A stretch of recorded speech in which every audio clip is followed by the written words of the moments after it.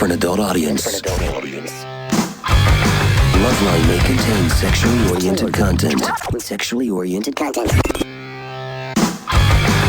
Listener discretion is advised. This is Loveline. Loveline. With Adam Carolla and Dr. Drew. Hey, everybody, it's Loveline. I'm Adam. That's Dr. Drew. I'm in New York City tonight. Phone number 1-800-LOVE-191. Dr. Drew is a board-certified physician and addiction medicine specialist. Adam, I'm confused. Usually when you spend 2 or more days in New York and then come on mic here while I'm in L.A. and you're in New York, you're loaded. Yeah, that's and a good point. You sound quite straight tonight. I'm very confused. I'm glad you brought that up, Drew. Here's what happened. There's that. See, Drew, you don't know what it's like to get drunk. That's true.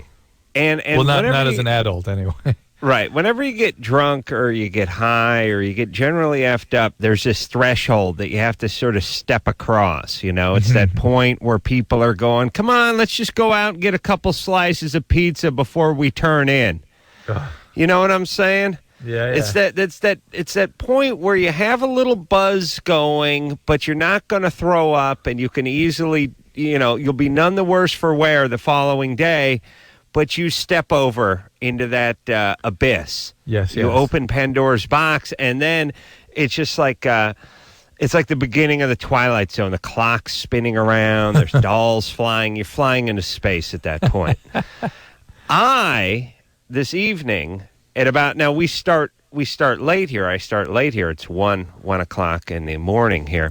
So let me guess. You started the next day. I had a little buzz on about 9 in the evening. That's what I'm saying. And now this is now the next day for you. It's a new day. It's a new day. I see. And everyone said we're gonna go out. We're gonna get some cocktails. We're going out to eat. And I said, no. I'm going to the hotel. I'm going to rub out a smart smacky and watch a little TV. Rub out a smacky? What's a smacky? I don't know. Smacky? There's smacky. And I'm going to relax. I'm going to take a shower, and I'll be fresh as a daisy when the show starts. Well, I must say you sound that way. Well, I'm a pro, Drew. I don't know if you've heard. No, I have heard, but then again, you've not seen it. I've not seen it. Be Real from Cypress Hill is going to be in studio tomorrow night. I was at Madison Square Garden doing this, what they call the upfronts. Did the upfronts at Madison Square Garden? Yeah, they do. What the hell? I mean, here's the whole thing. When you do a new TV show, they drag you out to these things called the upfronts, and you meet all the sales executive guys and advertisers, and you tell them what a great show you're going to have. Try to get them a little excited about it. Right. Yes, Drew? Yes. Drew and I did one. Drew's got a show coming out on Discovery Health. I got a show coming out on TLC. I also got a show coming out on Comedy Central, so I've had to go to 2 of them. Drew and I were at the Discovery one, and it's a little more subdued over there. Evidently. You know what I mean? They got the guy. About the wildest you get is the guys who work on the choppers. But other than that, it's a lot of guys wearing khakis who wrestle alligators, and there's like BBC types hanging out there. Yeah. Well, the one I went to tonight was Comedy Central and MTV and Spike essentially, and they had first off. They had like Jessica Simpson and Willie Nelson performing, and Mariah Carey performing, and the Black Eyed Peas performing. Oh my gosh! I was chewing the fat backstage with Chris Rock and Roseanne and D.L. Hughley and who else was? Oh, Jon Stewart was there. So I don't know how it works, but they drag out all the A-listers, and then they parade them. Oh, and myself. And they parade them out for everyone to see. But it's like red carpet and flash bulbs popping. Drew, when they do those TV shows or movies where the person's walking the red carpet and you're hearing that pop, pop, pop. Yeah. That's about 70 years old now, isn't it? Yeah. It's all just digital stuff. Am I right? Yeah. Use your click, click, click, click, click, click, click. That's what you hear. Yeah, it's not a black and white Scorsese film anymore. No, it's just no. you don't hear that, but they still use the sound effect of the pop and the pop and the pop. But Right, of course.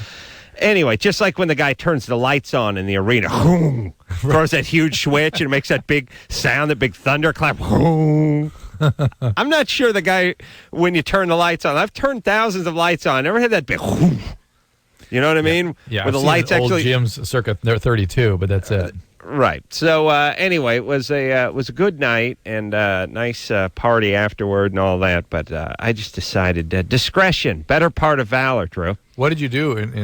How many people were there? What did you do? In the audience, there's a couple thousand people, maybe. And what did you do for them?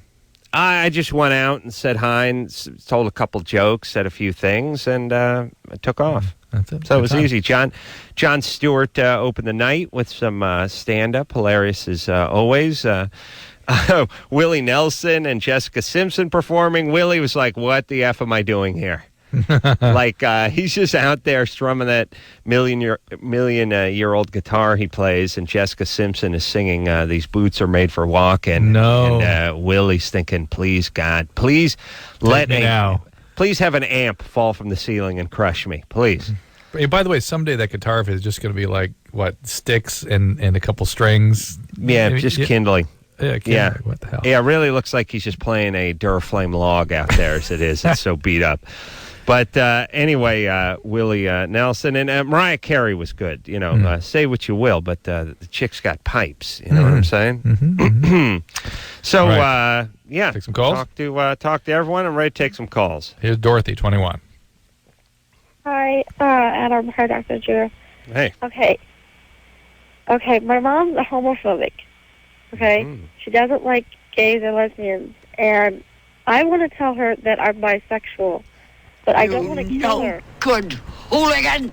Dorothy's 21, Adam. What do you hear there?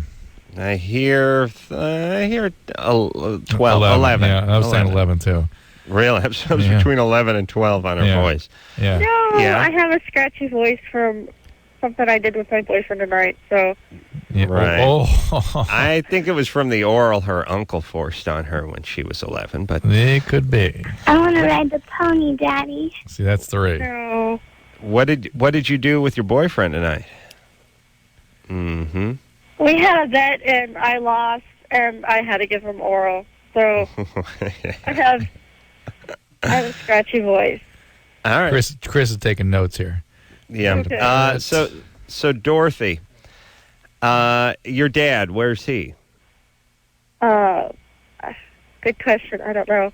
What did he do Okay. when you were growing up? What was he like? Well, I met my father once, and that was it. How old were you when you met him? Like 6. Why'd you meet him? And Because why did he even... He was coming to see my brother for some reason, and I just met him then. Other than that, when you were born, he was not around. No. You're sure My, of that? my dad's never been around. You weren't Okay. exposed to some, violent, chaotic home environment with him that you don't remember. No, not with my father. With my stepfather. Stepfather. There we with the go. violent. Okay. All right. Because that's what we're getting here is just chaos and some sort of developmental delay and angry at mom, and so now it's a little payback time. All right, but put her on hold for a second, Drew. Let me just say something. In a way, it's a little too easy because it's sort of like, when these kooky broads go to the psychic, and the psychic's like, you like chocolate. You may even be a chocoholic, but sometimes you beat yourself up for eating too many sweets. Yes. Right. Yeah, you're a creative person. Yes. But the job you have right now doesn't fully exploit that. Yeah. I mean, in a way, we almost know if they're calling the show. Stepdad did a little pounding on him, and biological dad wasn't on the scene. I mean, there is elements of that, but we don't absolutely, say that with everyone, and we hear something in her voice. That's right. And why, even though she has a boyfriend, she experiments with women, she has to tell that to her mom? Does she describe would she tell her mom what she did tonight with the boyfriend with their bet? Ooh. Drew, did you talk to your mom about anything ever? Are you kidding? Forget about sexually or not, just anything. Yeah, I talk to my mom all the time. We're very close. This is like the only secret I've ever kept from her. So you told her Yeah. what you did with your boyfriend. You would tell her about the bet tonight with your boyfriend. Yeah. Ooh. I told her everything about me and my boyfriend. That you All right. have bets about oral sex and you give him oral sex. You tell your mom Yeah. that. All right, but let's look at it this way. You know, by the way, No, she doesn't tell her that. I do too. All right, here's the thing. Oh, Mom should just chomp down on that cyanide capsule right my now. God. Here's the thing. Don't look at it as, your sexuality is keeping secrets from your parents. Look at it as your personal business as an adult. There are things that are your business that are private. I mean, you don't talk about your bowel movements and your urinary function and your intimate physical details with your boyfriend. I mean, you talk about things that are about values in the relationship and when should you and just philosophically how to and how do you feel about these things. But there are certain things that's you're 21, you're an adult. Are you out of the house? 14. Are you out of the house? No. Why not? Well, because I go to school and I bartend, so That is not to live on my own yet. Yeah, you can. Adam, there are no bartenders live on their own ever. No, That's a they job all where you live at can't home. they all live at home, every one of them. Yeah, most of them, 3 high on a bunk, still Right. in the rumpus room they grew up in. Dorothy, And, it's not a reason. Dorothy, I'm going to go out on a limb here and say junior college. So, Community college? yeah. I go to All St. right. Louis University, so... St. Louis University, We've had really? a couple from those lately. I think it must Yeah. be some kind of junior college. Mental note, Drew. Don't let your kids go there. It's not Washington University, trust me. All right. So listen, Dorothy, I don't think you need to discuss this with your mom unless, of course, you're angry at her for bringing home that abusive stepdad of yours who beat the crap out of you, and then you can pay her back. And with by the this way, news. you need some boundaries with your mom. You have no boundaries with her. You live with her. She's in all aspects of your life. How about it's time to begin the separation process? Have a little bit of private stuff. Okay? And Come on, and you're here's 21. here's the thing. She's angry. She's furious at her mom for bringing home this course. abusive a-hole who beat Right. on her, or who Whatever he did did. God knows why. Yeah. Whatever it is, he ain't into or she ain't into, she's going to magically get into it and then drop Right. a bomb on him. Drew, Amanda. what percentage, hold on a second, what percentage of people who magically just want to come clean with their family, what percentage of them isn't payback? Isn't? 5%. Isn't. 5%. Yeah, maybe a little less than 5%, right? Yeah, that's right. All That's right. Amanda, 16. Hello? What's happening? Okay, I have to get a hysterectomy. What for? I have active cysts on my left ovary and left side of my uterus. Wow. Yeah. Drew, how many 16-year-olds need a hysterectomy? Very rare. And Not Less than many. 50%, right? Wait a Yeah. minute. Wait a minute. I don't really know. Why do you have to get? That still is not making sense. Why do you have to get a hysterectomy? Cysts are just. They said there's too many to get them all removed, and they need to just take it all out. They're going to take the ovary out. And because I have multiple on the left side of my uterus too, not just the left ovary. And so they think that you'll never be able to be fertile because of these cysts? Yes, because for some strange reason they said that they're bleeding, and then I've been bleeding lately from me. I have a boyfriend of 3 years, and All right, hold on. This isn't fitting medically, okay? You maybe you got the details wrong, but go ahead and ask your question. What you want to ask about it? I'm just wondering, when I do get my hysterectomy, how is that going to affect me sexually? It's not going to affect you anatomically sexually, right? Because they're going to create a cuff at the end of the vagina, and you're just going to have a normal vagina. The problem is, Oh, was that what they do? yeah, the They problem put like a ham in it? What do you mean right, they make a they cuff? They cuff the top of it. They just make a dead end, basically. It's called a cuff. Wow. Yeah, sometimes they leave the cervix behind, but it'll be interesting to see what they do in this case. In a nice vagina, it's called a cul-de-sac. And it's a cul-de-sac, and a nice vaginas, yes. And, yeah, it's dead ends when you have a bad vagina in a bad part of town. That's all I'm saying, Drew. That's what I'm saying. And the real problem is how to manage your hormones. How to make, because when your ovaries are gone, you have to take some sort of supplement to replace that, both the estrogen, the progesterone, and possibly even the testosterone that normally ovaries make.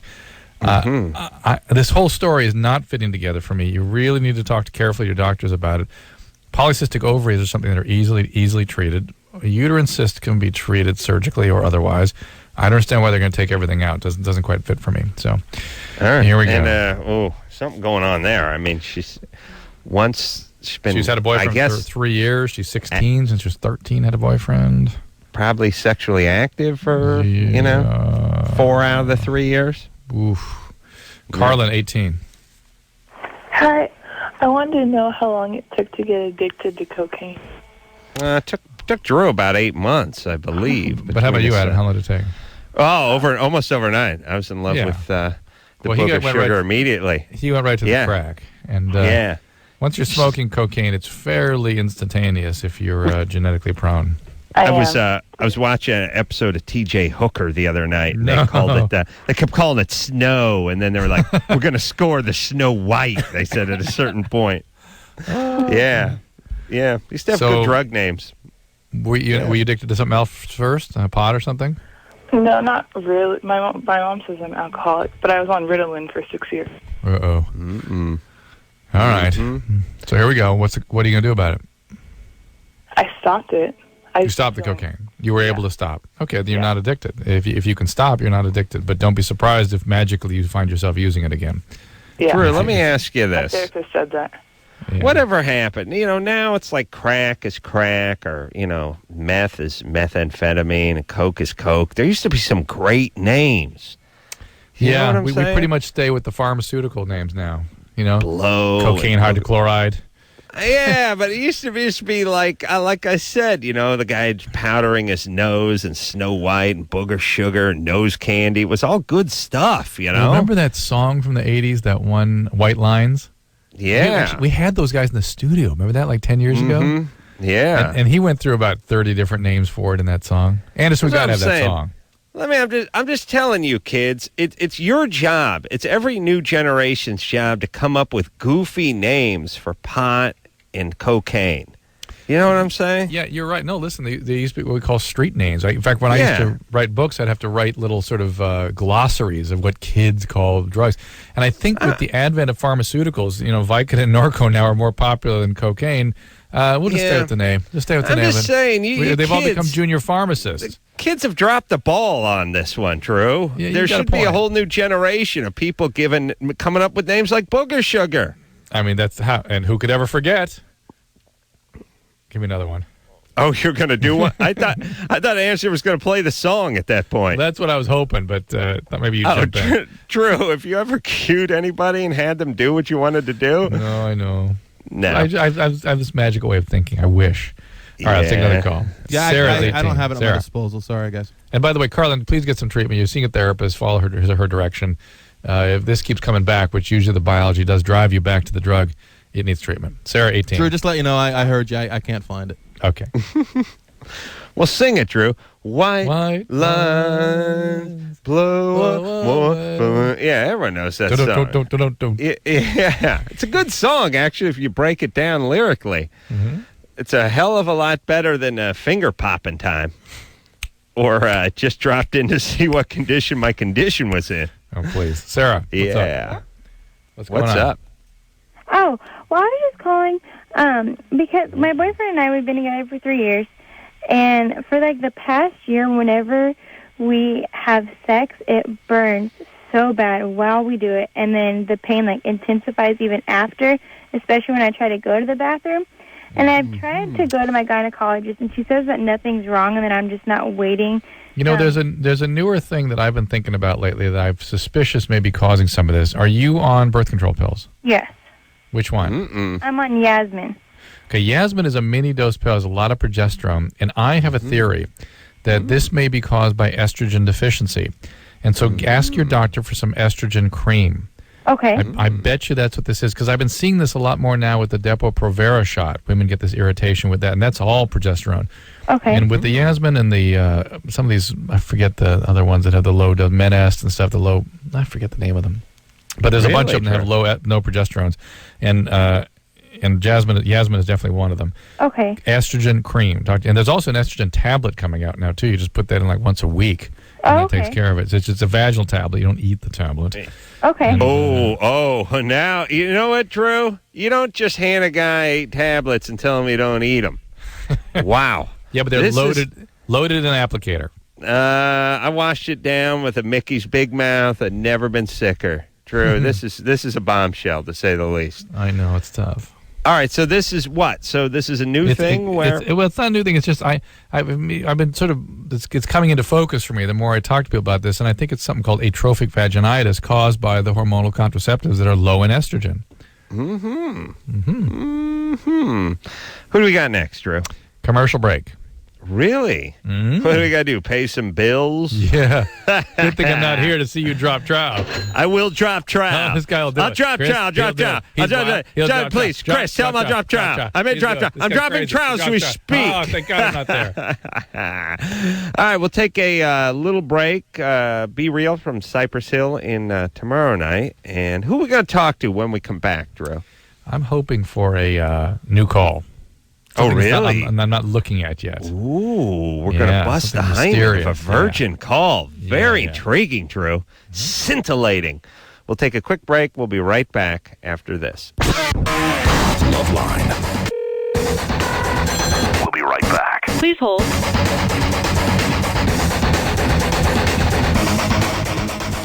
Phone number, 1-800-LOVE-191. I'm Dr. Drew. It's Loveline, Adam in New York, and I got my wish.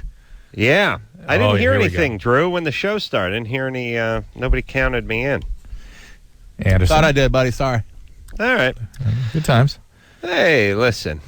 It's No, I thought I pushed both buttons, but I guess I didn't. All right. Actually, I had one. I had a phone up to my ear, to be honest. So, all right. My mistake. That's all right. Drew jumped in. He's a pro. What's up, Drew? I'm going to talk to Brittany, who's 17. Brittany. Hey, what's up? What's going happening? on? Not much. Well, I live with my roommate. Well, two of them. Where are you calling from? Huh? Yeah. Where are you calling from? Linwood.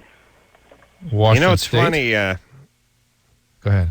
I don't know. I heard one syllable from Brittany, 17, and I thought, wow, old soul. Yeah. Grew up fast. Right. And then you she think said, 17 roommate.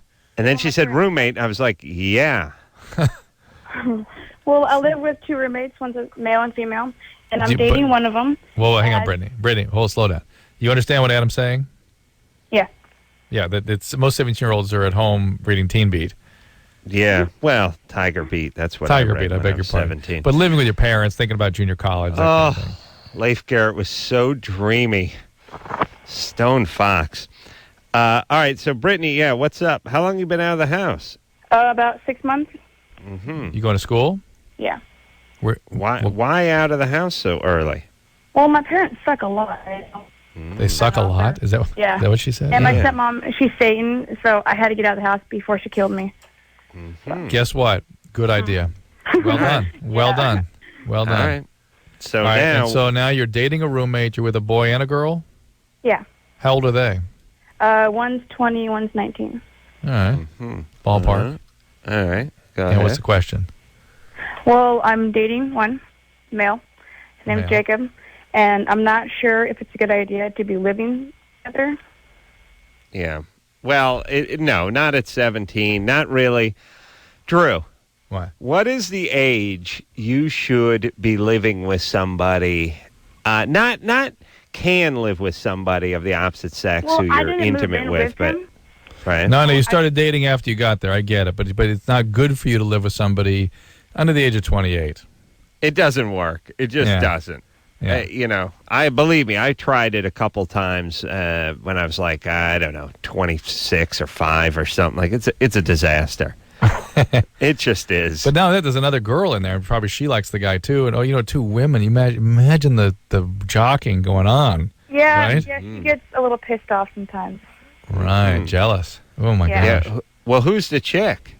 Her name's Kelsey, and she. I don't know what you want to know about her. Well, how did you meet up with these people? Well, I met them at a couple of raves. Raves. Oh, that's okay, good. right. That's the way to find a roommate. And Yeesh. I met Kelsey about 8 months ago, and I met Jacob about 10 months ago, and then we just recently started hanging out a couple of months Brittany, ago. what's the question? What is the question? Well, I don't know if it's a good idea to live together or like No. dating while living together. Not a good idea. It's destined for chaos. You're going to come home some night and he's going to be with the other roommate, or it's going to come time to break up, as every 17, 19-year-old relationship does. And then what are you going to do? You know, you're going to be living with this guy that you're in. Oh, no. Well, it's like dating your stepbrother or something. Yeah, I mean, where are you going to school? Scriber. Oh, Scrabber, Adam. Over at Scriber. Oh, yeah. Scrabber. I did a couple semesters over at Scriber. Yeah. Decent I was aiming for institution. True. That was your second choice, wasn't it? Second choice. Are you kidding? Scrabber? Well, I guess it was. Yeah. What is Scrabber? What is that? It sounds like a type of meat. I don't want. Sounds like a board game. Hey, everybody, we're playing Scrabber. Grab the family, and then at the very end, the dog wins. Daisy! Or some sort of egg dish they serve in Pennsylvania. Yeah. Scrabber. Yeah, with some Havarti cheese in it. It's delicious. What's that? Yeah, what's that? It's in the alternative school for bad kids. All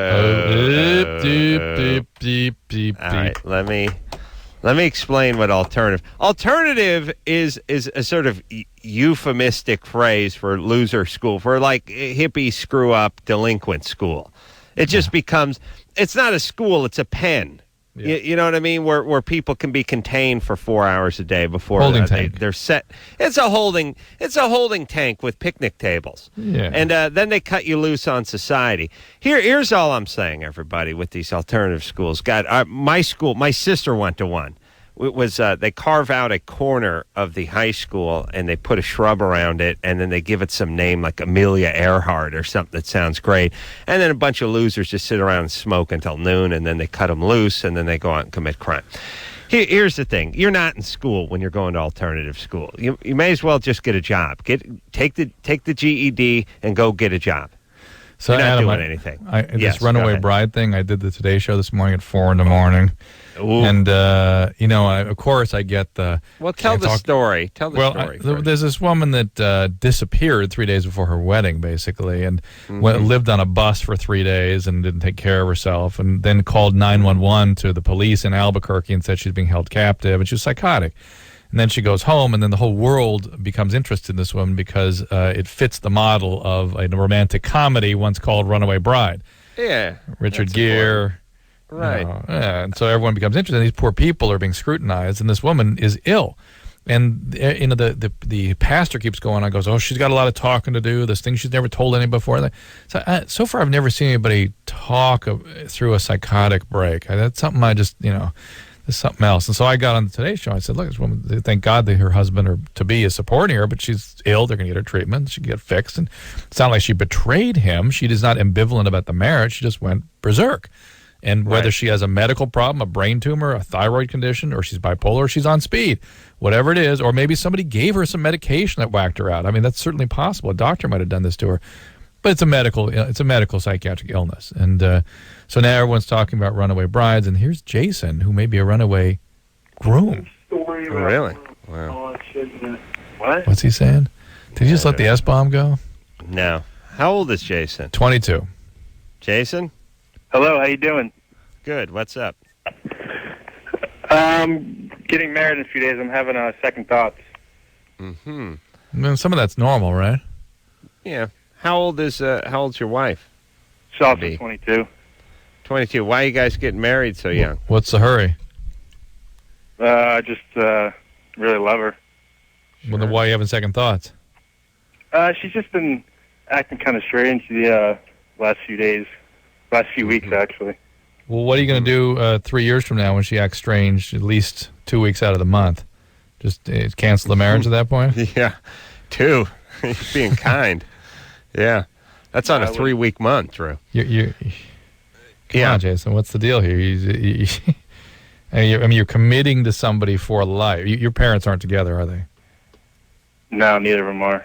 Yeah, it's interesting how for you it's like, hey, I'm not quite getting along with this bitch anymore. I'm going to leave her behind. That if you really understood commitment, you wouldn't even be thinking that way.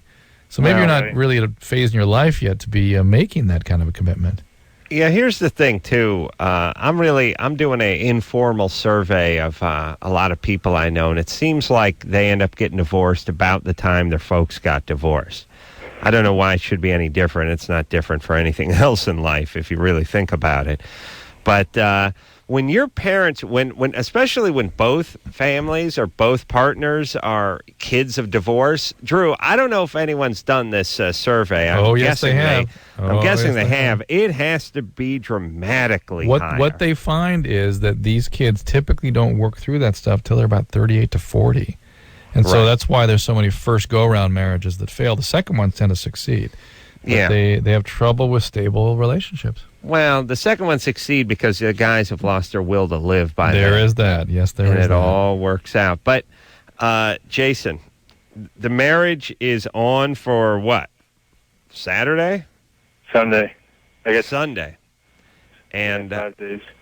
And here's the other thing, too, as a dude, once you get married, you relinquish whatever trump card you were carrying, whatever power you had. Do you know what I'm saying? That's all you got as a guy. Because the woman wants to get married, and as a guy, you really have nothing. You know what it really is? It's sort of the equivalent to them with the sex. We tell women all the time, look, you have all the power in the relationship. You are the keeper of the vagina. You should realize the power that you have and utilize the power that you have. For guys, especially younger guys, when they've been with a woman for a while and she wants to get married, that's it. And once they relinquish that, it can be a bumpy road. And it's okay to have second thoughts. Yeah, it's natural to have second thoughts, but boy, to have second thoughts because she's sort of behaving strangely. She's not ideally meeting your needs now. That's the kind of stuff you're supposed to hunker down and get through and get used to getting through. Okay. Well, wait a minute. Let's figure something out. What are you guys doing? Are you both working? Yeah. Kind of work. We both work. I cook. What does she do? She is an EMT. Right. That's a decent gig. All right, so listen, Jason, do you have any kids? I don't cook. Do I have any kids? No kids. Right. You don't cook what? I mean, I don't cook it. I mean, I cook at a nice restaurant, not like, Denny's or anything. All right, we'll call you. Doesn't really matter. Those guys are in demand. Those cooks, Adam. Every time we meet a cook. I know. Well, first call yourself a chef. Right. Why not? That's okay. Yeah, I'm a chef. All right. So you have a decent gig. She has a decent gig, and you've been together for how long? Over 2 years. All right. We give this one our blessing, especially since it's coming on Sunday. Yeah. So stop freaking out and just go ahead and do it. You get divorced if you have to. Or if not, don't wait till Sunday. True. Do it tomorrow. Here's the other thing. Don't expect the relationship to go on. They were asking me, like Katie Kirk's going, well, how does somebody get over the betrayal if somebody walks away from the altar? I'm like, there's no getting over it. That's the end of the relationship. That's it. That's implicit in that action. That's just boom. That's it. If the dude splits, there's no getting over it. If the chick splits, the guy may look at it as a reprieve or, dodging a bullet. You know Interesting. What I mean, Drew? But yeah. I mean, Drew, be honest. Let's try to be honest here. Let's try. I think I'll be better able to than you. Go ahead. If one of our old ladies just walked out and left us on the altar, there'd be some apologizing and some little soul searching. Well, my first thing would be like, we can still party, everyone. Right. Number one, but I got a lot of booze here, and I hired a band, so let's not lose the deposit. And the ice sculpture's melting, so let's get down. Number one, but number two, as a guy, seriously, you could say, all right, listen. I'll hear whatever it is you have to say. We'll talk about it, and a year from now we'll try it again. Right? You would not feel overwhelmingly betrayed. But I was ready. I was ready. I was ripe. Yeah, you were ready. But I'm just saying, if you got the bad news, you land on your feet, Drew. You're a survivor. That's what I'm saying. That's what I always call myself. I'm telling you. That's what I'm saying. Yeah. All right, who do we got, Drew? Let's try this. This is Carrie. We're staying with burning vaginas for a little while. 19. Nice. Our phone number is 1-800-LOVE-191. Carrie, what's going on? Hi, I was just having a question. I heard the girl calling earlier saying that her and her boyfriend were having sex and that there was burning afterwards. Right. And you had made a comment that it was about her birth control. Well, me and my boyfriend... Hang on. So. That she had seen the doctor, had cultures, been examined, and there was no explanation for it, when everything else has been ruled out and there's still burning in somebody who may be on a low estrogen pill. Estrogen deficiency may be the culprit, and she fit that very nicely. Yeah, but I have also been to the doctor, and they say that there's nothing wrong with me. Everything's normal, but we're having this burning, and I was just wondering if that had anything to do with us having sex all the time, because we are trying to... I was going to say, that is the number 2 reason that women get this burning, is they go on too long. They go on well into the ouch phase, and then try to do it again the next day. This is ridiculous. Your vagina is not made of leather. You can't just go. Most women, after about 10 minutes, get significant irritation. Okay. Well, well, hold on a second. How old are you? 19. I'm 19. This may be God telling you something, too. Like, don't have a baby. Didn't she say she was trying to have a kid? That's what I'm saying. Maybe God's telling her something. Why are you doing that at 19? Right now, for us, the time is right, I guess. Yeah. You want to be 23, you'd be an old maid. Drew, can you have kids in your 20s? No. It's dangerous. You hear about it. You hear about a Russian woman every once in a while having a kid in her 20s, but it is dangerous. Yes? We've also been trying for 8 months, and I just find that kind of odd that we're both really young, we don't have any health problems, but it's taking us this long to even conceive. Oh, good. Thank Christ. I hope you miss for another year. No, 8 years. Thank you. Here's the thing. And what kind of guy, Drew? What kind of guy? How old is your boy? Yeah. How old is what is he, a husband? No, he's just my boyfriend. Husband? How dare you, Adam? That's a commitment. What are you talking about? Your boyfriend, not even your fiancé, your boyfriend? Yes. Well, we're planning to get married. Oh, yeah. Well, sure. they're going to make the commitment, but the kid, that's only 18 years. How old is your boyfriend? He's 19 also. Oh. 19 also. And what does he do for a living? Metal. Excuse me? Huh? What's he do for a living? He actually works at a fast food restaurant. But I have a really, really good job, actually. What do you do? Oh, pray tell. I can't wait. Yes. What do you do? I work at one of the top hospitals. Doing what? Doing what? Neurosurgeon. Lead. You're a neurosurgeon? Yeah, 19. Good. What do you do? I'm in housekeeping, but I make really, really good money, and I have awesome benefits. Really? But he works at a Noggles. He works the window at a Del Taco. He makes $4 an hour. You have a decent gig, except for you're pulling yourself out of the game because you're the one who's going to get pregnant, have to take off work, and then allegedly or presumably have to take care of this child. That remains to be seen. So what's the plan then? You got the guy who's serving up the Bell Beefers as the sole breadwinner of the family? Terry, please hang in there a little bit. Yeah, what are you doing? What is that? I mean, why do it to yourself? You're not even married. Why at 19? And let me tell you this, Drew. Tell me. I have another theory. Go. You're not casual about kids because you see the amount of effort and money spent and fretting your parents did. Even if they effed you up royally, they still walked around all day, wringing their hands, talking about how they were going to pay for college. Right. Talking, But when you come from families, I know because I come from one of these families, where there's a lot of families where kids ain't no big thing.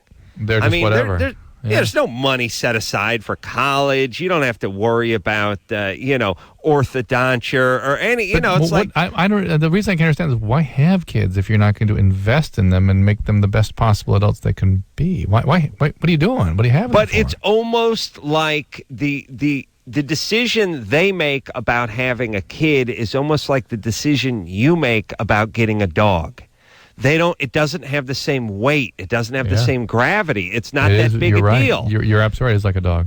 for that. Yeah, the parent. It's like, you know how because of your family and where you're from and where your wife's family's from, you guys feel a pressure and an obligation to stay together, focus on the kids, pay for college, get a piano tutor, get a math tutor, all that stuff. When you don't have any of that stuff, there's no pressure. So you crank out a kid, and if it doesn't work, well, it's just like a bad job, you just move on to the next one, whether it's a relationship with your kid or a relationship with your husband, boyfriend, or, whoever your baby's daddy is. Sad indictment, but right. But right it's true, Drew. You're right. You're right. You come from a world where there's pressure. They come from a world where their dad took off and went to Florida when they were 8. What you're saying is I'm just uptight. Yeah, you're the man. That's what our callers hear as you say that. You're Squaresville, baby. Let's take a break, Drew. Yes, indeed, we will. We'll be right back after this. If you need help, call Loveline, 1-800-LOVE-191.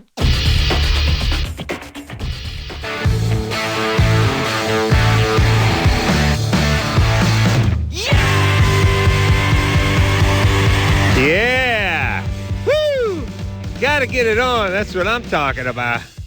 Hell yeah! Yeah! That's right, mothers. Yeah, you mothers. This man will drop trout. Watch out. This close to drop trout. Drop trout.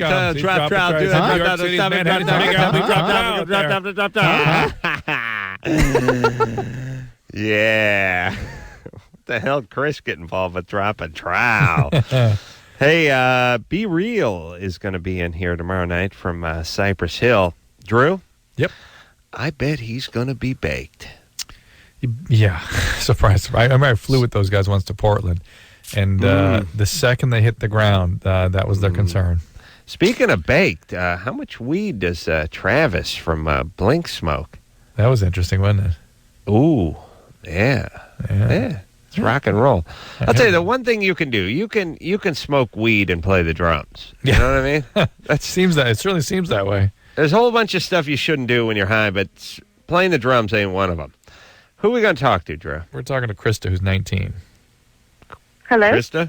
Yeah. Hi. Hey, what's going on? happening? I woke up and I heard people talking about, like, they're 19 wanting to have a kid. Crazy? I'm 19, and I think about that, and it's like, oh, my God, how stupid are you? Good. How old were your parents when they had you? My mom was 21 when she had my brother, and he's 2 years older than me. Ooh. And I still think that's way too young to have a kid. Well, here's the thing. I mean, I don't care if you're 19 or 89. If you're working at a fast food place, you shouldn't be cranking out any kids. Give it some thought. I mean, well, here's the thing, everybody. It's not one of these sort of Hitlerian ideas about, poor people shouldn't be allowed to have kids. You just need to be in a position where you can take care of your kids, and working at a fast food place puts you in a position to barely take care of yourself. Yeah. And so it is selfish to have kids when you can't support them. Yeah, Chris, it's always a healthy impulse to wait until late in your 20s. Absolutely. Certainly for marriage, for kids. And what we find is mostly people whose parents themselves did that, waited, that is, till later in life. That's when the offspring tends to wait for the same period of time. Logan, 17. Yeah, hey. Yeah, hey. So, me and my girlfriend, I've been like fingering her, you know? Mm-hmm. And that's good. Just do it! Mm-hmm. Logan, fingering, yeah. She's just kind of scared that, like, she might get pregnant off of me doing that, like. Sure. Well, let's see how that would happen. How would the sperm emit from your finger? Would they spray out of the fingertips? What's the deal here? Well, I had a little semen trapped under my cuticle once. Yeah, that's because you were trying to pat test. Yeah. You just flicked it in there. Yeah. Adam, Get away. There's that porn called Edward Penis Hands. Oh, there is. Yeah, that's right. There is a porn called Edward Penis Hands. Maybe she saw it. She saw it when she was a kid, traumatized her. Could be. Mm-hmm. Yeah. She said, like, in Cher, when she was taking Cher a couple years ago, like. What's Cher? A singer, Indian woman, sort of singer. Half-breed. It's all I ever heard. When she was taking share? What's share? It's like sex education. Okay, and? Oh, they give it a nice euphemism. Oh, share, like SH. Sexual health and relationship experience. Yeah, nice acronym. Yeah. All right, what's the deal? What they teach her? She said her teacher... Get inside the girl. How long can sperm live on your hands, Drew? Until it's dry, basically. Mm-hmm. As long as it's dry. But listen, one thing she's telling you with her preoccupation is she doesn't want you to do to her what you're doing to her. Yeah. It's time to stop. Yeah. Well, all right. So it's time for us to stop, too. Wow, Drew. Yeah. Smooth transition. Yeah, isn't that nice? Who are we going to talk to when we come back? A 17-year-old who says her boyfriend at 21 has Parkinson's disease. Bad. If you need help, call. Buddy, it's Loveline. I'm Adam. That's Dr. Drew. I'm here in New York City. Had to do a little business. Yes, Drew. I just give the phone number. It's 1-800-LOVE-191. Have you done anything interesting out there other than stand up in Madison Square Garden? No. Anything New York-y, you know what I mean? You go down to the meatpacking district. I went to the fudge packing and well, you always visit that. That goes I always swing by the fudge packing district, yeah, I know. It sounds funny. It's funny. It's serious business for you, though. It is. And now they expect me. No, I got in last night, did this show, got back about 3:30. I watched a little TV till 5. Did this one? Did the do not disturb sign, because I know, they like to come make the room up at like 9:20 in the morning sometimes, Yeah. So I did the do not disturb thing on the door. So they called at like 9:45. No. Yeah, and they're like, when do you want us to do the room? Oh, my God. And I'm like, I went to bed at 5. But here's the other thing. I don't know how you work this out, Drew. But mental note, I'm never going to the Regal Royal. Anyway, yeah, go ahead. But they got those toilet seats that squirt you in the ass. Oh, that's where we learned about those, isn't it? Yeah. I was sleeping on it. I liked it so much when the phone rang. I was still camping on the toilet. Just a nice warm spittle hidden right in the tokai. It was awesome. But here's the thing. Hotel phones ring. The phones in your room, they ring like phones ring in movies as far as the cadence goes. Yeah. Like a fire alarm. But the cadence is faster. Uh-huh. You know when you're watching a movie and like the person finds the mom comes home and she finds the ransom note.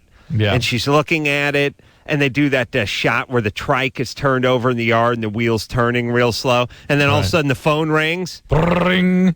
Bring, bring. Like it just keeps ringing. It rings about every 10th of a second. It reboots and rings again. And every time I see that in a movie, I think to myself, my phone rings, and then there's like a good 5 Mississippi in between the next ring. It doesn't just keep going that way. Yeah. But in hotels, it keeps going. It's like bring, bring. So anyway, it's of course, it's pitch black in the room, and I stumble for the phone, and I pick it up, and I hear the dial tone, and the phone's still ringing. Mm-hmm. Because it's one of those phones that has like 2 or 3 lines on it. And, of course, it's pitch black and every button's the same shape. So I just keep punching buttons while the phone continues to ring. You should leave it on the line it's on. Do you know what I mean? Like when you pick it up, you should be talking to somebody. Oh, my God. Punching around in the middle of the night. So anyway, they had to nail me down. By the way, here's how you know you're lazy. I was like, come back at 2:30. And here's the other thing, too. The guy showed up at like 2:18. But I don't dig that either. Because if you say a time, whether it's pick me up at my house or come over and do up the room, you're just getting out of the shower at 12 minutes before whatever time that was. Yeah. You know what I'm saying? Yeah. All right. Anyway, I told him to go packing. So now I got a filthy room. And by the way, I have a towel that looks like it was used as a belt sander on someone's ass. I mean, you are not building a case for this hotel. I normally like it, but there is a world-class hash mark on the towel, and it ain't somebody put a cigarette out in it. It is Duke, if I ever seen Duke, and it is so so prevalent, so overt that if I took this towel down to the desk and said this was in my room, I could get a free 2-night stay. You ought to do that. That's horrible. Drew, you did remind me of something. A friend of mine called me and said you can buy Celebrity Duke online. Ooh. Celebrity Duke. And that my specimen was there. Really? For $8. Yeah. $8. Jack Black, $100. I thought that's about right. Really? Because you know what? This towel did smell like Norm Macdonald. I wonder what his Duke is worth. How do they get this? She speculated it's from if you've ever given a lab specimen, somebody ripped this crap off, so to speak. Drew, do you really? I gave a specimen some 7-8 years ago. Well, they say Duke, it's like fine wine. It only gets better with age. Can you but wait a imagine minute. that? Yeah. Really, you have a fecal sample for sale? That's what she said. That there's this person that sells Celebrity Duke. And Drew, could you verify it through a DNA testing? No, because maybe there's some cells in there or something. It's outside your body. There's must some slough in there, probably. Yeah. I like to think your mother could recognize it, though. You know what I mean? I think a mother always knows her son's certainly. Duke. I mean, let's be serious. The what we've subjected our wives to over the years, they could at a 100-yard distance. I could tell your Duke. Yeah, I would match it up to what was left on my penis. Same tire tread. Hey, Drew, remember that? Remember when tire treads were a big thing in TV movies? Like they'd pour plaster Paris molds. The tire tread matches up. Aha! What happened to tire treads? All right, but here's the thing. Your Duke is on essentially some website. Yours is $8. Jack Black's is $100. Yeah. That's about right. That's about right. And who is who's selling for the most on the website? I don't know. I was recoiled by the story and didn't ask any more questions. Whose Duke do you think would go for? Whose Duke would go for more money, like Hitler Electra. or like Princess Di? Or Carmen Electra? Yeah, Carmen Electra. Or really? Because you could get some use out of it. Just saying. Okay. I know what you're saying. Let's keep on keeping on, Drew. 1-800-LOVE-191. This is Marie, who's 17. Mm-hmm. Hi. Hey. What's up, Marie? I have a question. My boyfriend's diagnosed with Parkinson's disease. Wow. And we were planning on getting married and stuff, but he told me that he wants to do that still, but he wants to go live in a home in Fresno so they can take care of him. And I'm wondering, is there any kind of treatment they have to kind of prolong the effects and stuff? The what? Prolong, decrease the evolution of the disease?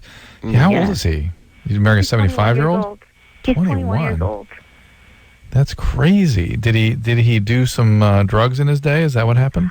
He used to do a lot of drugs when he was younger. Yeah, that's how you get Parkinson's. And by the way, the whole Michael J. Fox thing, when they were like, it must have been some viral outbreak at this camp of young people on that movie set. I thought, young people do other things than pass viruses around. You know what I'm saying? There's certain stimulants and drugs and the designer drugs and stuff that can give you Parkinson's disease. Really? Sure, absolutely. Well, how does that work? It burns out the cells. It's excitotoxicity, just the way ecstasy and speed burn out the mood center and the memory centers. Certain drugs can burn out the movement centers in the nigrostriatal pathways. Yeah. Yeah. Oh, no S, Get your mouth around that, dude. Well, put a little of that $8 Duke on it, maybe I will. What what kind of drugs are you talking about? Hold on. Put her on hold. Let's hear what he did. Let's hear what he did. Smoking weed. That's not. No, not weed. He did heroin. Yeah, certain brown tar heroin stuff, things like that. Heroin sometimes gets mixed bad with some bad stuff, and the designer drugs. I haven't had an experience with this, but I've definitely heard about it. All right, but Drew, let's say this: if you get Parkinson's at a very young age from doing drugs. Yeah. You had to have some sort of predisposition, didn't you? No, it's usually you just got exposed to the wrong stuff.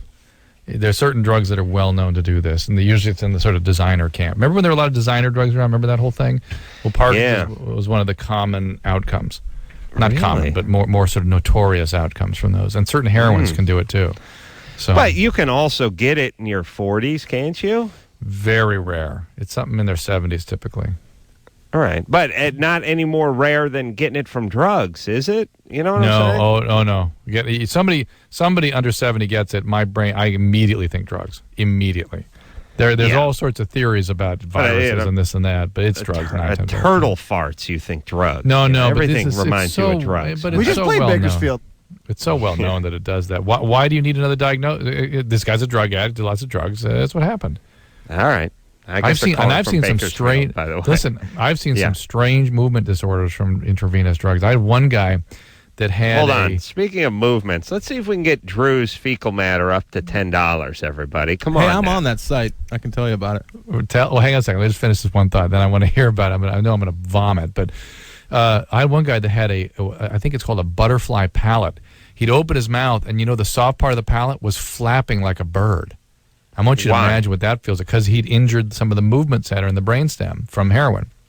And you mean it was palpitating? It was flapping. I mean, like nothing you've ever. Imagine opening your mouth and just having the whole back of the mouth just flapping like some sort of bird. Incredible. Right. But it wasn't physically injured. It was convulsing. The movement area, the brainstem that controls that part of the throat, was permanently damaged. Right. But I'm saying there wasn't a hole in the guy's soft palate. No, the palate was just flapping around. And imagine what that felt like. He couldn't talk. He couldn't swallow.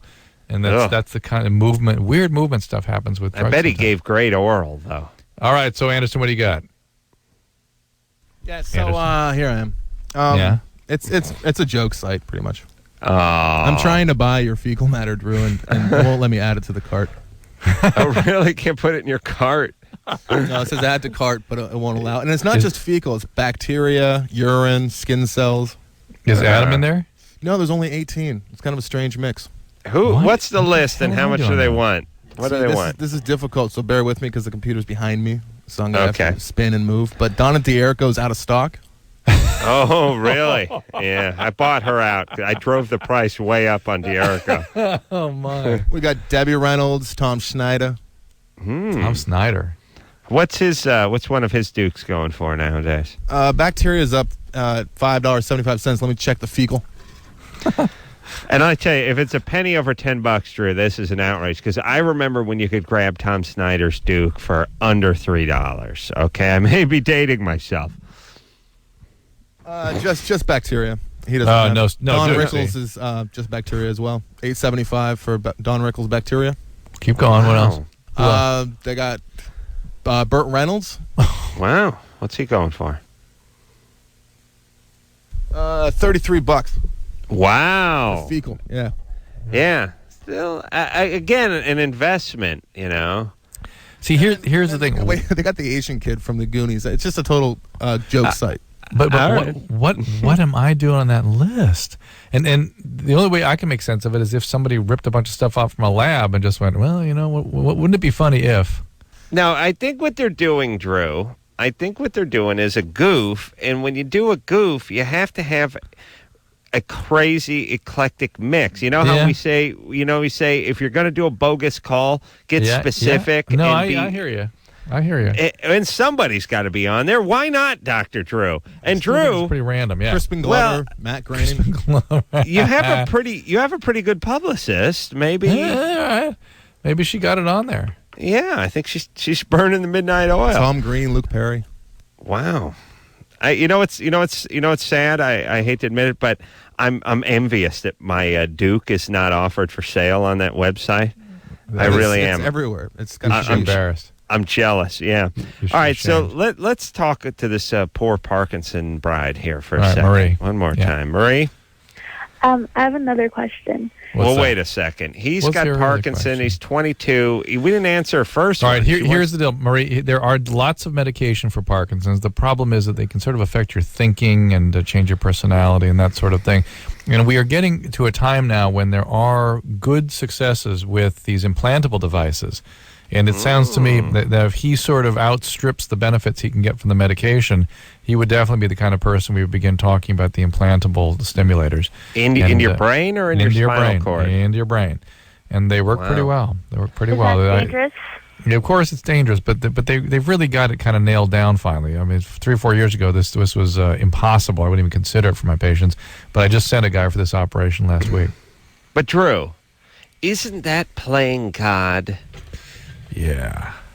Yeah. That's my favorite. That's my favorite game. Playing God. Mm-hmm. All right. And what was her second question? I'm 8 weeks pregnant, and I don't know if I should tell him. Why wouldn't you? Because, like, he's been really stressed right now, and, like, he's going through a really hard time, and he's really scared about what's going to happen to him, and I don't know if it's just going to be a lot more pressure on him. Yeah, and are you going to go through with the marriage? Yeah. And the pregnancy? Yeah. And he's going to, you're going to get married, and he's going to live in a home? Yeah. He doesn't want me to see him like that. He doesn't want me to have to take care of him. But my little brother's autistic, and I know how to take care of people. Isn't that interesting how she's such a caretaker? And by the way, not a lot different than our last call with the woman working at the hospital and the burger flipping guy. Right. Yeah. I'm guessing he was a burrito stuffer, by the way, not a burger flipper, but that's just me. All right. So, well, you're gonna. I don't know what can I say, everybody. All right, Marie, put her God on bless. hold. Good Here's luck. the thing. Good Wow. luck and God bless. But listen, everybody. You try heroin, you like it. Now you're strung out. What do I do? I got pregnant. The guy's got Parkinson's from doing drugs, possibly. I'm 20-something. He wants to get married. What do I do? Well, at a certain point, it's like saying my back's up against a brick wall and there's a couple guys with machine guns at the other end of the alley. What am I going to do? There's no good answers at this point. Right. The time to have made some of the decisions is before you got backed into this alley, before you married the guy, before he impregnated you, before. At this point, it just becomes, it's a sinking ship. It's like, grab something that's floating and hope the current takes you to shore. There's no good answers. And you need to think about these things before you get backed into these alleys. Yes, Drew? Yes, sir. All right. Yes, Mr. Carolla. Well, I'm really telling the kids. I'm giving the kids what for. This is now Jim, who's 19. Mm-hmm. Yes. What's up, Jim? My girlfriend was giving me oral one night, and when I ejaculated, after I ejaculated, she kind of kept on going. Yeah. And I like that. Yeah, and like after she like pulled away, my hands got like numb and my fingers like curled, and I couldn't keep my hands straight, and I got like a real tingly feeling like in my jaw and like my like limbs, my extremities, pretty much. That really, you're describing hyperventilation, really. Yeah, and love. Breathing too, and that's that too, but you're breathing too much, so over breathing. So your hands can clench up, your jaw can clench up, you can get tingling in the extremities. That's hyperventilation. That's a keeper, though. By the way, the one who keeps going. You know what I'm saying? Yeah. That's nice. Yeah. Drew's a man of extreme and exquisite passion. Bottomless passion. He's a bottomless pit of passion. He doesn't really understand oral like us less passionate types. But that is a keeper there. Mm-hmm. So, all right, so he's fine. What's that, Jim? Yeah. It was just a normal thing. I was just breathing too much. No, it's not normal, but it's over hyperventilation would be the most common reason. There are other electrolyte problems, calcium, magnesium metabolism issues, even potassium metabolism problems, but that's unlikely just from what you were doing there. Drew, let me ask you a question. What is the best thing? I was thinking about this today. I was, I got in at the crack of F last night, stayed up till 5 in the morning, slept all day, and then got up and ran on the treadmill in the gym. And it come about 4 o'clock, I realized I hadn't eaten since I was on the plane like 24 hours ago. What is the best thing, the best sort of one thing you could eat? Now, I ended up eating a banana because that's always been my go-to thing. Mm-hmm. What's the best one thing you can eat if, you're sort of on the go, you can't sit down for a meal, but it's been a day since you've eaten something. You need to get stuff in you. What's the best thing? I'm not sure there's an answer to that, Adam. But is a banana better than a corn dog? Or yes, very definitely. But it always is, though. That's the thing. And so, yes, fruit and vegetable would be sort of your first go-to. But it depends. If you're going to go run on a treadmill, you may need some more simple carbohydrate just to get things going. Well, the fruit may not be quite enough. If you had yourself a choice between a small steak and a bran muffin, what would you go? You'd be better off if you're going to get on the treadmill. You're better off with the bran muffin. Or you just got off the treadmill and you're trying to get your head straight. You need some available carbohydrate. You do. Yeah. So the protein is a little bit of a secondary thing. Protein is a secondary. It's to maintain, and that's obviously a health thing. You want a lot of protein with each meal, but in terms of meeting your demands right that moment, you need carbohydrate. Banana better than an orange? Not necessarily. No, probably the orange a little better. Ooh, I bet you, because you're also trying to replete electrolytes and things, and controversial. Yeah. All right. Yeah. Let's keep on keeping on. Let's talk Joshua real quick, and then we're going to take a break. Joshua, 20. Yeah. What's your question? Yeah. Basically, my girlfriend is about 7 months pregnant, and her hormones are going crazy. She wants to have anal sex. Okay, hold on a second. Hold on. See, that's called good radio, Adam. Yeah, that's a teaser, baby. Yeah, okay. All right. We'll take ourselves a quick break. I'm out here in New York City, just outside the fudge packing district. Drew over there in Los Angeles. We'll take ourselves a quick break and get into the pregnant anal question after this. Hello, this is your radio. Loveline will be right back. It's Loveline. I'm Adam. That's Dr. Drew. Phone number 1-800-LOVE-191er. Yeah. Be real in tomorrow night from Cypress Hill, by the way. What's up, brother man? Not much, but I want to talk to Joshua, the pregnant wife or girlfriend. I don't know. How dare I assume it's a wife? Joshua? Yeah. So. How old is Joshua? 22? 20. Pregnant, I'm holding my breath, wife? Girlfriend. Oh, how dare I? Oh, wait, we were engaged, but not as of right now anymore. But how come? Yeah. Well, I'm just curious. Well, let's runaway bride stuff. How'd that work? What do you mean? What happened to the wedding? Well, I guess I kind of got cold feet. I'm 20, she's 19. Marriage, little too soon, I guess, but we'll see how it works out in the future. Have a couple kids first and then settle in? Yeah. Barely. Sure, I gotta say, this is refreshing, hearing young people taking their relationship responsibly. And to the next level. To the next level, Adam. Not ready to get married yet. Okay. He's 20. What's up? Well, like I said, basically, her hormones are going crazy. We still have sex all the time, but she wants to have sex more or less now. We have sex about as much as we can, but she has been coming up with new ideas and wanting to do stuff that we can't really do. All right, hold on a second. Hold on. First of all, how far along is she in her pregnancy? 7 months. Okay, and she's wanting to have sex more now. Well, yeah, her hormones are going crazy. She just wants sex all the time, every night. Okay. It's either I have sex with her or I sit there and help her while she uses her dildo. That's my choice. All right. Yeah, all right. As choices go. Yeah, could be paper or plastic. You know, you got sex or dildo. Yeah, that's solid. Yeah. And so it could be one of those things. Like it could be like, lethal injection or the gas chamber. Yeah, but you get that you get sex or dildo. That's nice. And so, what is your question? She wants to have anal sex. She brought it up the other day, and I remember hearing one of my friends who was pregnant a while back say that they weren't allowed to have anal sex while they were pregnant.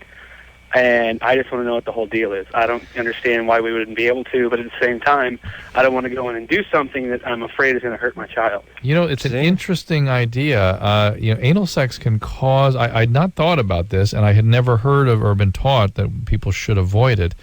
But, it can cause what's called a vagal discharge. It can make you sort of faint. and it can slow your heart down, and that might have an impact on placental blood flow. Yeah, you're reaching at this point, though. I am reaching, but I've not heard of people having trouble from it, and I agree with you, Joshua. It's sort of not. You would think you'd heard more about it if there were a problem, but somebody bringing that question up is interesting. Yeah, but here's more. It's really just an act against the Almighty. I mean, you're 7 months pregnant. Yeah, I mean, you're really showing at 7 months. The idea that you're fishing around that area when mom's getting ready to drop. Adam, this is one of God's many hilarity expressions of hilariousness upon humanity, which is women in the third trimester, meaning 6 to 9, get very horny. Yeah, but I don't know, Drew. You're a man of exquisite passions, and I'm a guy who's a little more squeamish than you are, in the rack. I would just be like, I don't want to do that when you're, when the kid's hanging out of you that way. Feels I'm weird. I'm just saying. It's what I know, God. You're just saying. It was the way God set it up. More sex, the more pregnant, and it's an interesting laugh that Jack. I'm not even sure if I would be down with helping out with the dildo chores either at 7 months. Yeah, and then they get swollen. The vulva gets swollen. The labia get all swelled up. Huge. All right. Listen, look, here's the thing. You want to give me a BJ? I'll think about it while I'm getting a BJ. That's what I say. That's how I work. And I'm old-fashioned, but I'm sticking to my guns. It's Carrie 22. Oh, that poor kid, by the way, 19 and 20. They went from engaged to boyfriend and girlfriend. Kid's coming out in a few weeks. Well, interesting you should say that because Carrie has a comment about exactly those sorts of things. Carrie, what's the deal? Hey, am I on? You're on.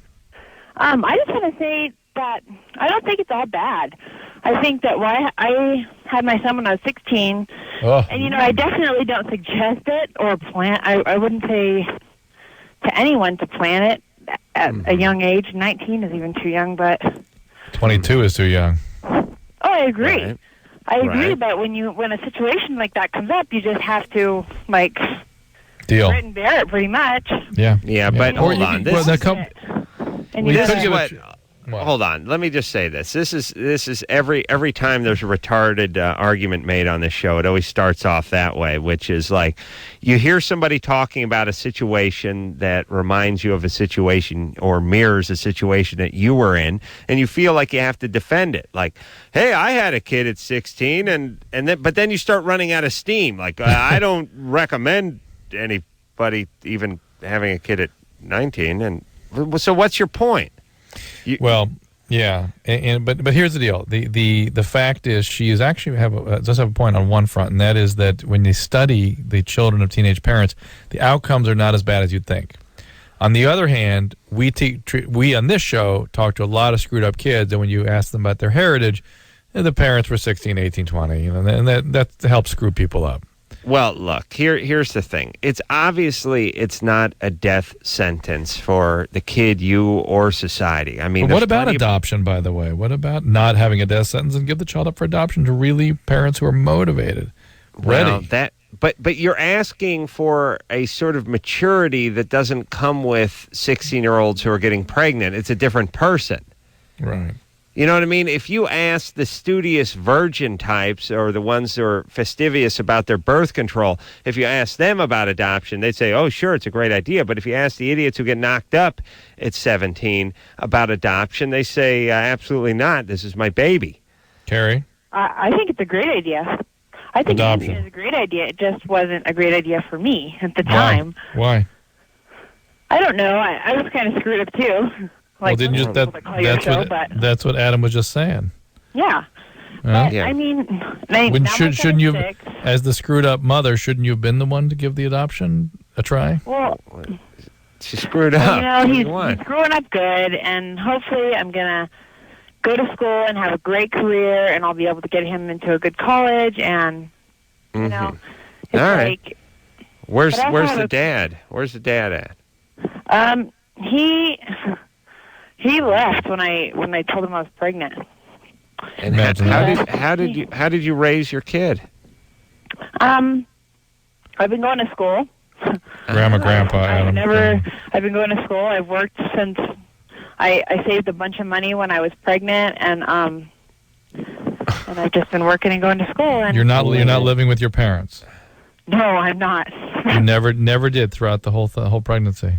Well, I lived with my mom until I got out of high school. Well, when I was the month before I graduated, I moved out of my house. All right, but still, that's how you did it. You relied on your support of your family.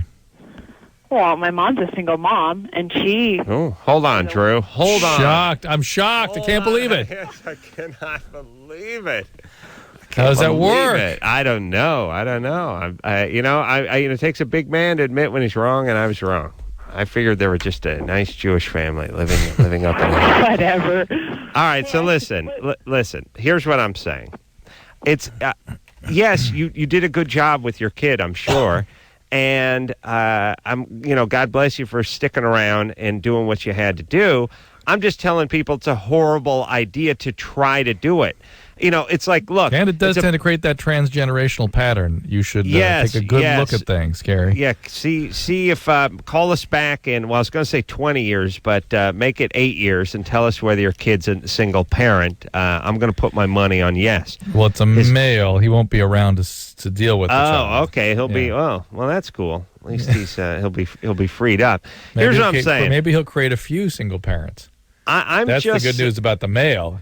I'm just saying, everybody, whenever anyone wants to get into that, like, hey, not everyone who goes over Niagara in a barrel gets hurt. I know. I'm just playing the odds and telling you it's probably a bad idea.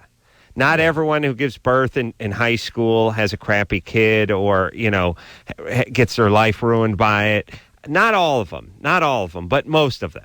Then that's what we're saying. There's always exceptions, but although it doesn't necessarily sound like Carrie is an exception just yet. Not just yet. We'll see. She's doing okay, though. I don't know what you can do. All right. It tends to sort of peter out one generation to the next. You know what I mean? It doesn't go away, but it gets a little better with each generation. It takes about 5 generations for it to go away. All right. Steve, 21. Hi. Hey, Steve. Hey. Good. Hey. Well, my question is, I've been going out with my girlfriend now for a year and a half. It's coming to the point now where we've been talking about moving in together and everything. Her parents are actually having a house built for us to move into. They're really well to do and everything. And there's a lot of overlying problems with this whole situation, though. Let's get some details here. Are they super wealthy family? Yeah, I wouldn't say super wealthy, but I mean, he did buy the house outright, and it was like $185,000. Wow.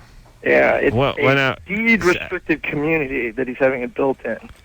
And what the hell that means? Hold on a second. How old is Steve? How am I? 21. Yep. 21. It's a what restricted community? It's a deed-restricted community. What does that mean? Where they do all your yard work for you. You got access to like a gym there, a pool for free. All right, and so why? It's a community. It's like a community, plan. It's like a community, yeah. Yeah, it's like Leisure World for young people. Yeah, it's like leisure. Why are you the parents so? Are they expecting you to marry her? I think in a way, but it's more that they're kind of like almost a bad influence on my girlfriend almost. So is it just that whatever little Susie wants, they're going to give her whatever makes you happy, honey? We'll set you up with your boyfriend. Actually, you can play house. It's kind of the other way around. She's really insecure about everything. But, I mean, she's got enough self-confidence to tell people no when she doesn't want to do something. When it comes to parents, she doesn't have that at all.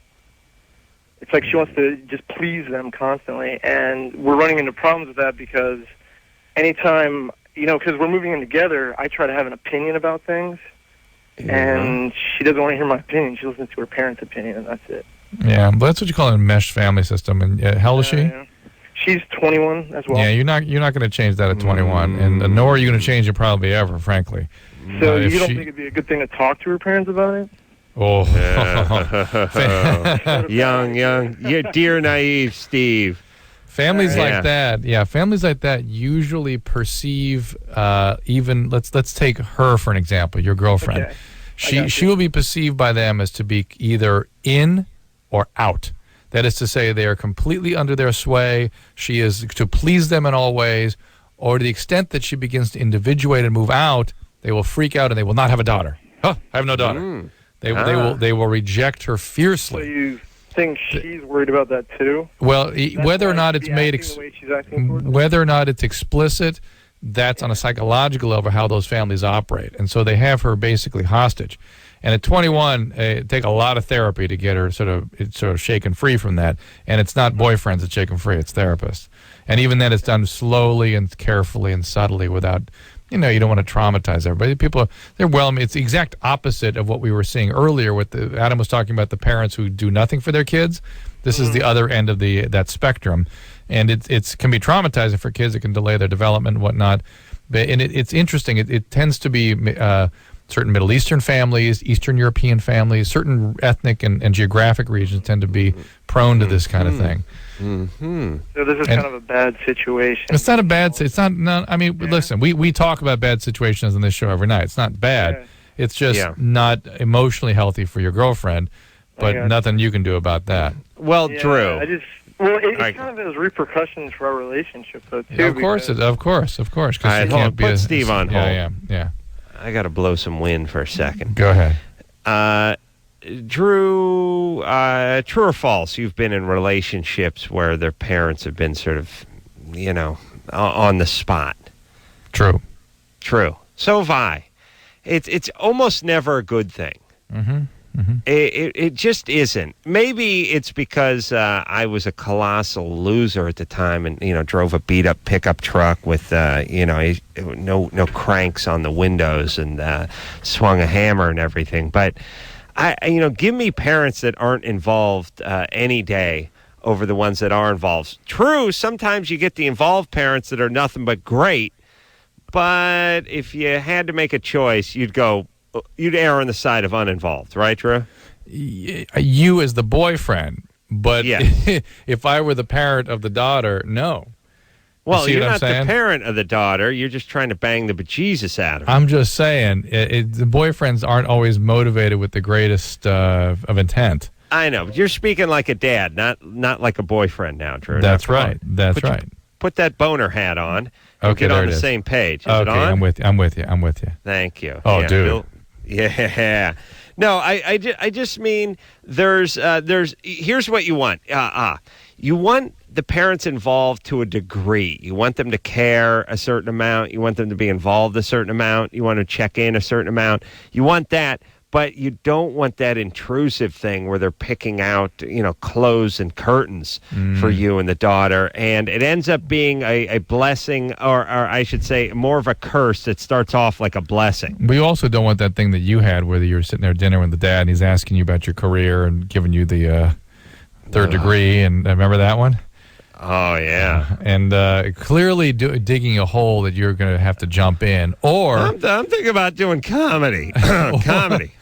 Or the same family is the one asking about your intentions. When are we going to get around to something more here? What's happening? Right. There's a weird, and Drew. It is such, and I tell you this as a friend, Drew, and as a lover, that it's such a fine line to walk between sort of, smothering your kids and supporting your kids. I know. And it's hard because for some parents, it's usually just, it's like game on. For you, it's game on with your kids. No, it's not game on with me. And guess what? Those family, the family like Steve's girlfriends, guess what? They came from families like that themselves. It's the transgenerational transmission. We got to take a break.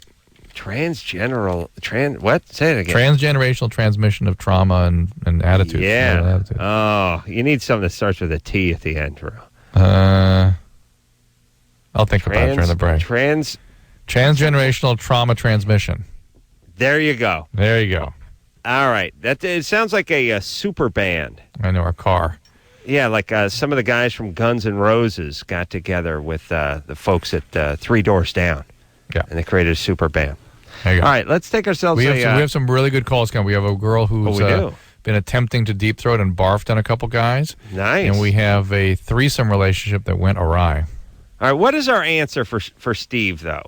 Steve is to decide, here's my basic answer, Steve. Don't live with your girlfriend. Keep boundaries clear. In a system where there are no boundaries, you can get sucked into a vortex.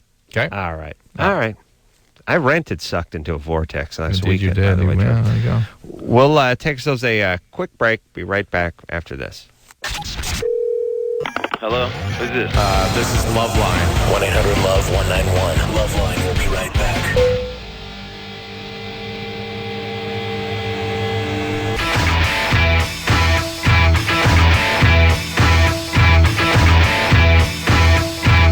Yeah, everybody. Loveline.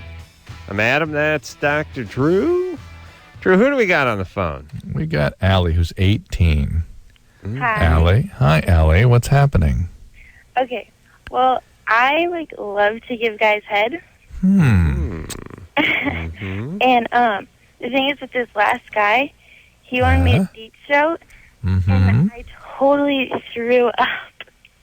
Ooh. And it's happened twice. That's why I never push for the deep throat, Drew. You know that. You know that. You know. Well, that. you. Well, here's what you did. You did. I told you I wouldn't do it. I know, but I was high. But the thing about it is this could happen. Plus, I don't like seeing my penis disappear. It makes me feel small. You know. I understand how it does not happen every time. Oh, please. I it's you know how you get around it? You take a Pump bathtub. your stomach? You fill a bathtub halfway filled with water, and you line it and you just hold your nose. You get used to just breathing out of your mouth, or something like that. Somebody told me once how you swallow swords or something like that. There's training. Oh my God! Probably the same training you would do for swallowing swords, right? Yeah. Yeah. Except for me it'd be a pocket knife. But you threw up on the guy. Well, yeah. Well, he was inside of me, and I had to push him off and run around the corner because we were at school, and I ran around the corner and had to throw up. Oh, the baby Jesus is crying. At school, what grade are you in? I'm a senior. Senior. Well, what'd you want? Well, Drew could have been the third grade. What? Yeah. Where in school, by the way? Well, we have this maze thing at my school that Oh my nobody God. goes in. A maze? Yeah. It's like in The What Shining. high school has a maze? What are they asking for with that? It's for. You know what I'm saying, Adam? I mean, when you put a maze next to a high school, it's like. Yeah, it's well, what maze you want to use? The oral maze, the anal maze, or the rape pot maze, the cocaine maze, the heroin maze. Someone's in the meth maze right now, but afternoon it should be freed up. Why don't you kill some time in the anal maze, and then we'll sound the air horn when it's time to go into the meth then you can maze. join the rest of your class in the tobacco maze. No, it's a ramp for the disabled students, with wheelchairs and stuff. But nobody ever goes on that. So I'm hey, let's hook up in there. Okay, we're intrigued. What the hell? A ramp? Yeah. What? It's a ramp, but it's Well, okay, here's what it is. Okay, it's called a maze because it's one of those. It's one of those traversing. Back and forth. Yeah. It's one of those step back things that Right. you have to have because the grade can only be so steep for the wheelchair. And it must be enclosed. That's why they were able to go in there. Yeah, it's huge. It's really, really long. Really? How many people in your school do you have in a wheelchair? I don't know. Not a lot. One. You come from California. Yeah. Oh, yeah. Here's what would really. Just all right. Anyway, don't get me started. All right, Al, we know you like to do this. You're doing fine. Don't go any further with it in terms of the deep throating thing. You're going to gag. You're going to aspirate. You're going to hurt yourself. Come on. Was the guy your boyfriend or just some dude? Let's ask. What was it, Allie? Just some kid. Kid. Well, how did you know him? Do you like him? Yeah, I really like him. Oh, baby. I don't know. Hear that voice, too. What's going on? What do you mean? Where's Daddy? My dad is gone. He abused me. Sexually abused you? No, not so much sexually, verbally and mentally. Physically? Yeah, physically, too. And what do you mean not so much sexually? Made you look at porn and stuff? Dusting of sexual abuse. No, yeah, I personally think that I was sexually abused, but I don't know, Well, let me add my personal opinion to that, too. I think that's probably right. I think your personal opinion is right. Just judging by your behavior. And, my grandpa is a child molester. And, like, oh, fantastic. Yeah, fantastic. And so, like, I don't know if my dad took after that, but, like, I get, like, flashbacks and stuff from, like... Oh, are you getting treatment, Allie? Seriously. Get some treatment. Are you getting treatment, psychiatric care? I used to. All right, let's get back to that a little bit. You're really going to hurt yourself. You're going to get an STD. You're going to get a reputation. I'm saying. Too late. Yeah, listen, take care of yourself, stripping by the sweetie time you're pie. 19. It's not good. Wait a minute. Oh, yeah. I mean, yeah, it's bad. But, I mean, yeah, Drew. And, you know, it's great, too, when you're just a dude who got the BJ and the Mays. You're like, she's totally hot, man. She just loves it. She just likes that.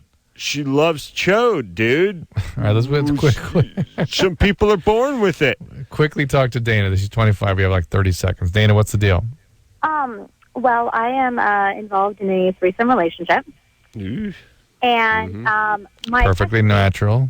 Perfectly healthy. Well, yes. my partner and I have been together for about 4.5 years. And you and the girl?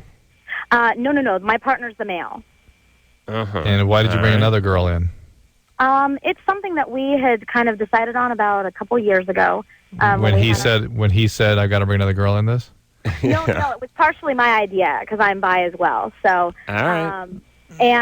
So basically, my question is that we've been in this particular relationship for about 2 months, and as far as the sexual part goes, we, like me and her, will have sex without him, or he will have sex with her without me, or we'll. We got 10 seconds. What's the question?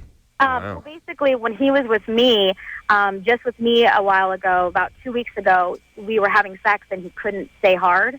And I'm wondering if that has to do with some kind of mental, like some emotional issue that's going on, or if it's just overexertion because he's... All right. Well, listen, he was probably high, but, guys have bad days every once in a while, even the best of us. But not only that, this is such a great relationship. You can handle all aspects of it. The guy has a little erectile dysfunction. You freak out about it? Give me a break. Yeah. All right. Look, we all know what's going on here. Yeah, this is a disaster. Yeah. All right. We'll be back.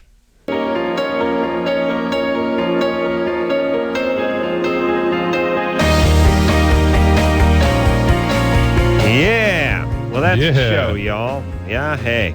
Thanks for tuning in. Oh, car's coming at the crack of F tomorrow. Go to the airport? Oh, yeah. Are you coming home? All right, brother, man. Yeah, coming home. Going to be in studio tomorrow night with Be Real from Cypress Hills. So we'll catch a nice contact high. Cool. Oh, yeah. So until next time, it's Adam Carolla for Dr. Drew saying mahalo. This has been Loveline. The opinions expressed on this show are not necessarily those of the staff, management, sponsors, or this station. The producer for Loveline is Annie Gold. Loveline is a presentation of Westwood One Entertainment.